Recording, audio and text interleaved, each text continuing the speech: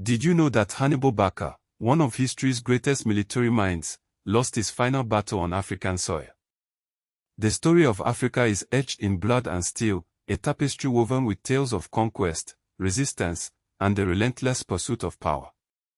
This is not a single story, but a multitude of narratives, each with its own heroes, villains, and turning points.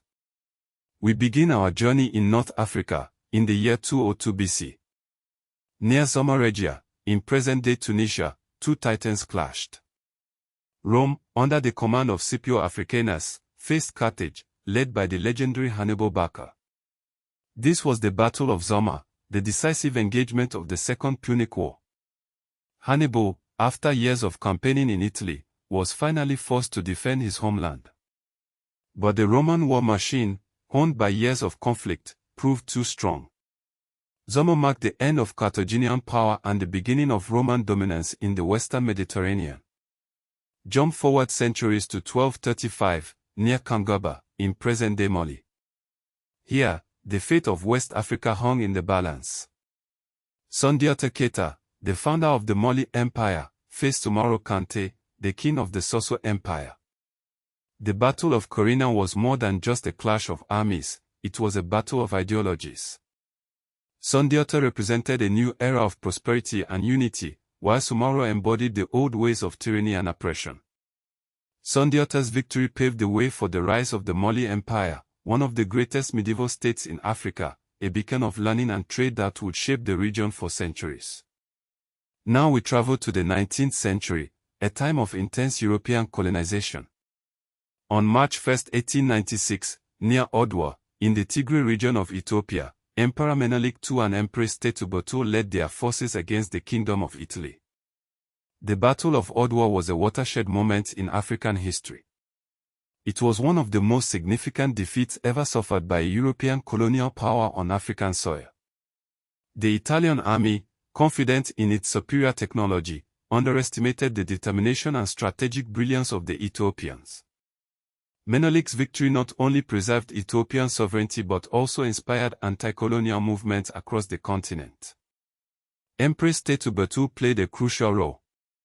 She was involved in logistics and deeply engaged in influencing the political dynamics of the campaign, especially at Mekelle. Her contribution was invaluable. In 1879, in Zululand, present-day KwaZulu-Natal, South Africa, the Zulu kingdom clashed with the British Empire. The Battle of Isandlwana stands as a testament to Zulu military prowess.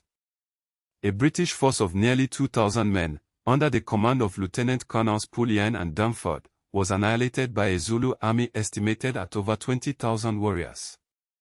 The British, complacent and overconfident, made critical errors in their deployment and logistics. They had terrible ammunition distribution and chose a poor defensive position. Isandlwana sent shockwaves through the British Empire, a stark reminder of the cost of underestimating African resistance. The very next day, a small British garrison at Rocks Drift, numbering around 150 men, faced a force of thousands of Zulu warriors. The defense of Rocks Drift became a symbol of British courage and resilience.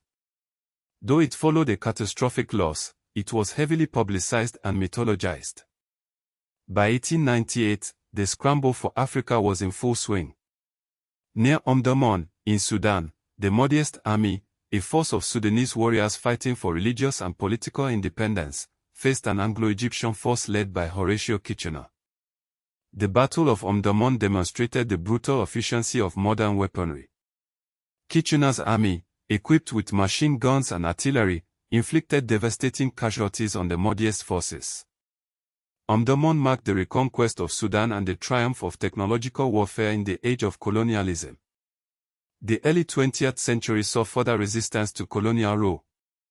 From 1904 to 1908, the Herero and Nomor people of German Southwest Africa, present-day Namibia, rose up against German colonial rule.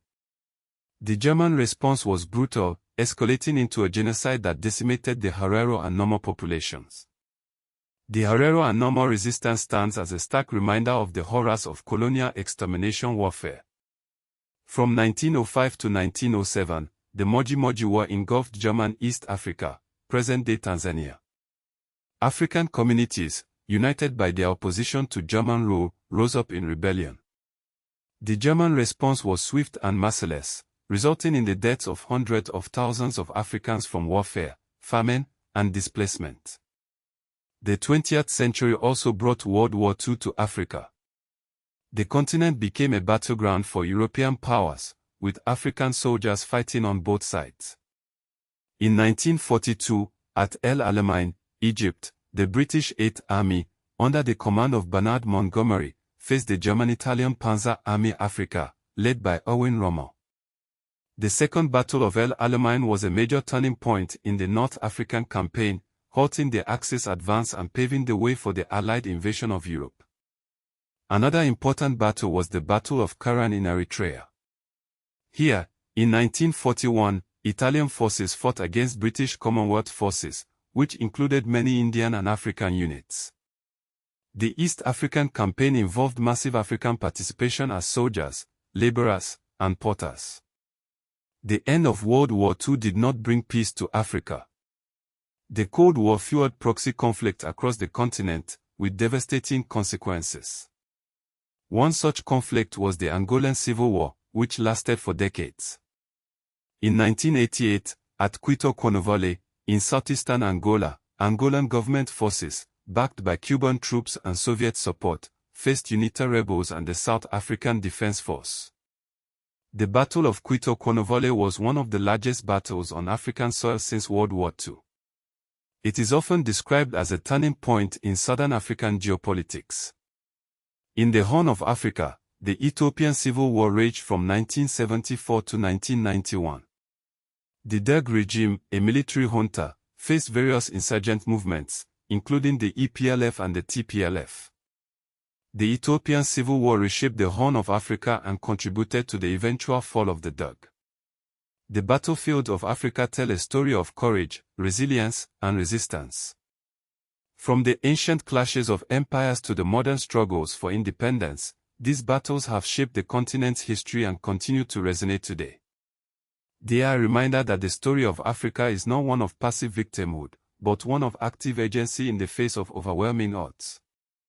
It is a story that deserves to be told, remembered, and honored. Now, what single African battle do you think changed the course of history the most?